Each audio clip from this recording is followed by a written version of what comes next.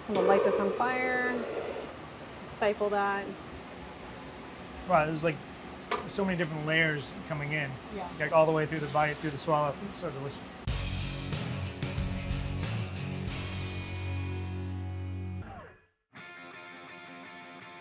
Seattle thrives on chicken teriyaki. This salty sweet combination feeds droves of people daily throughout the city, and everyone has their go-to spot. But recently, I encountered something truly unique, a mushroom teriyaki from Chef Aisha Ibrahim at Seattle's landmark fine dining restaurant, Canlis. This is a 73-year-old restaurant.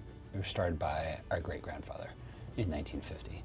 And back in those days, he wanted to make the world's most beautiful restaurant. He was a first-generation immigrant who was hell-bent on creating a great spot to eat. My parents ran it for many years, and then for 30 years, and then my brother and I have been doing it for the last 20 or so, and it's just been our little family thing. Tell me about bringing Chef Aisha on board. Man, finding Aisha Ibrahim was just a godsend. We were trying to figure out what to do because of the pandemic, and suddenly she rolls onto the scene, and it was like a breath of fresh air. So under her leadership, I think the restaurant has gone to places it never could have gone before that. There are nearly 40 cooks in that kitchen. Her job is how do you get a team of individuals flourishing personally and professionally, and how can they execute on one of the hardest stages in the world, which is fine dining in America today.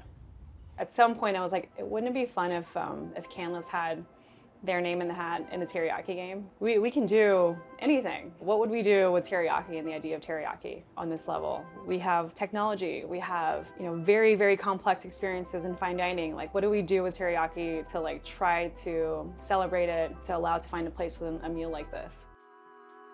A long time ago, a chef was like, hey, you can't make good food without good ingredients, and I totally believe that. We're working with Snow Valley's lion's mane mushrooms, and then we're also working with maitake mushrooms. The intention of it was to be using something that was indicative of meat, but not meat.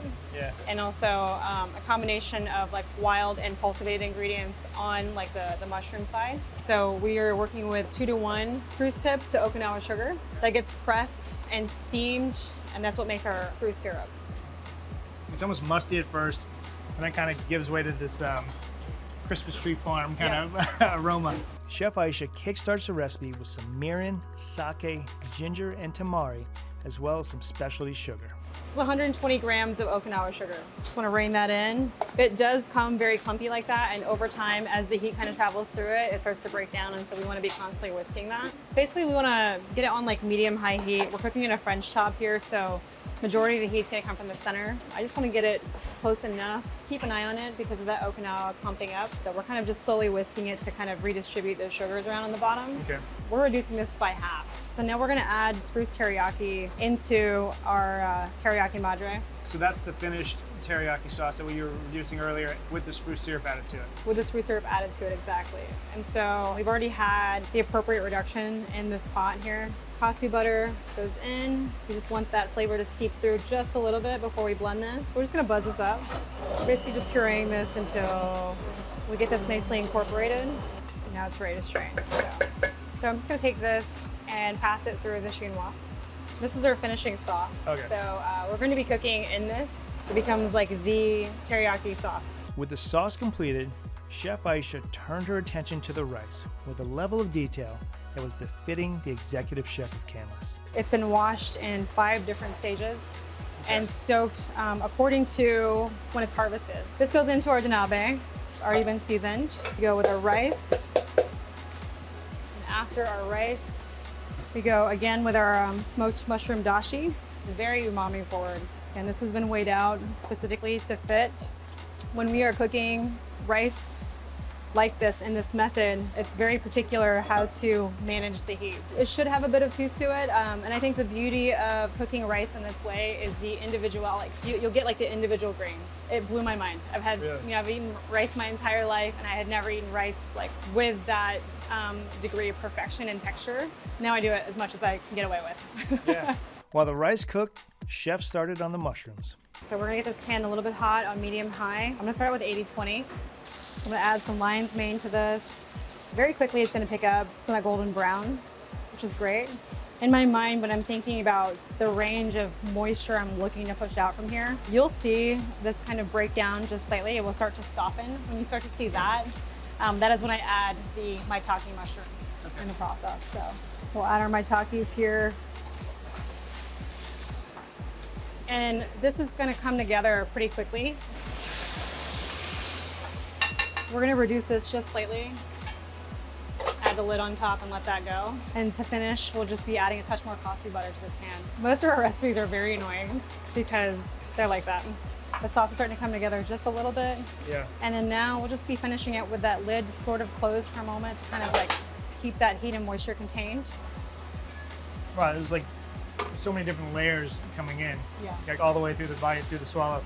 It's like you get that earthiness of the mushrooms and you get the brightness of the katsu butter, and that there's that little subtle pininess in the background too. It's so delicious. Awesome, thank you.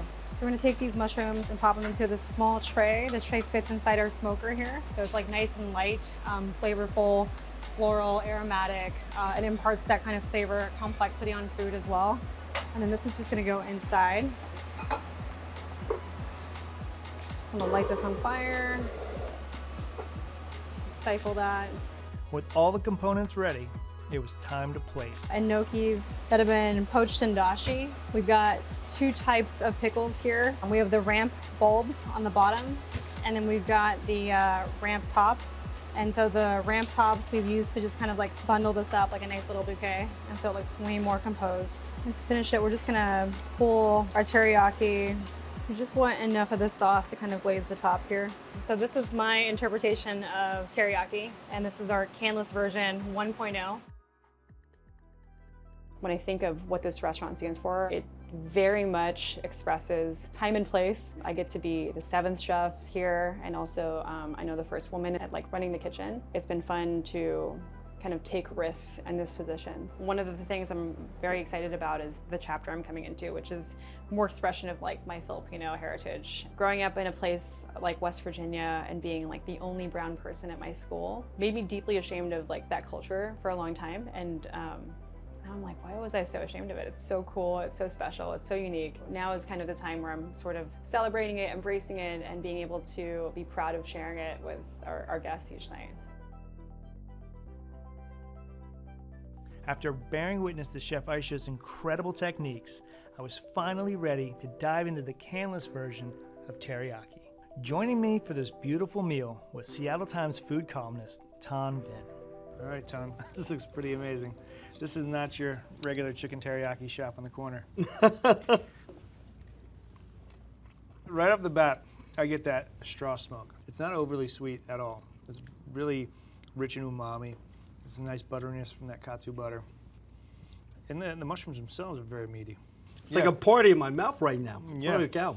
Eating this mushroom feels like a soup dumpling, because as soon as you bite into it, it's just all these flavors just come out. The wine, the sweet wine, the buttery taste, that woodsy funk. It's almost like a pet nap that you get from a wine. It's just, this is just incredible. Very true. It is nicely done. I'm really curious about this rice here too. This is not rice out of a rice cooker. It's just nicely done. This is definitely all the Canlis touch, right? The detail. This is maybe some of the best rice I've had in the last 2-3 years. Oh. I would say the rice is even the center stage here.